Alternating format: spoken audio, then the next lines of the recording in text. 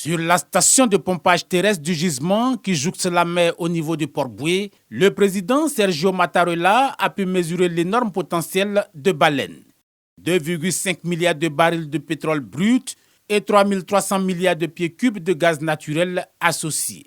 Pour cette première phase d'exploitation démarrée le 27 août 2023, ce sont 22 000 barils de pétrole brut qui sont produits et 10 millions de pieds cubes de gaz naturel qui sont livrés au secteur de l'électricité chaque jour. Avec la deuxième phase qui est en cours de réalisation, la production sera portée à 60 000 barils de pétrole et à 80 millions de pieds cubes jour de gaz naturel d'ici la fin de cette année.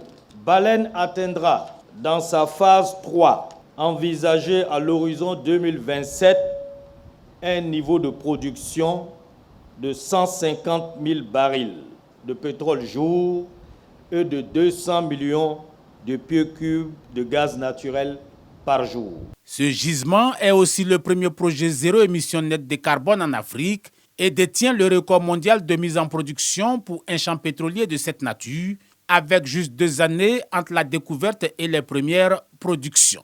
Tout cela a été possible grâce au partenariat entre les deux pays, la Côte d'Ivoire et l'Italie.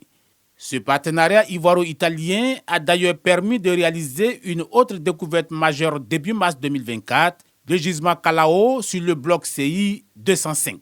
Les études préliminaires font état de volume en place estimé à 1,5 milliard de barils équivalent pétrole, essentiellement du pétrole léger, des condensats et du gaz naturel. Dans ce contexte, l'apport de l'Italie par le truchement de son entreprise phare, Eni, est significatif, non seulement en termes d'investissement direct, de coopération technologique, mais aussi de transfert de compétences. Ce sont plus de 15 milliards de dollars qui seront nécessaires pour financer le développement des champs baleines et Kalao.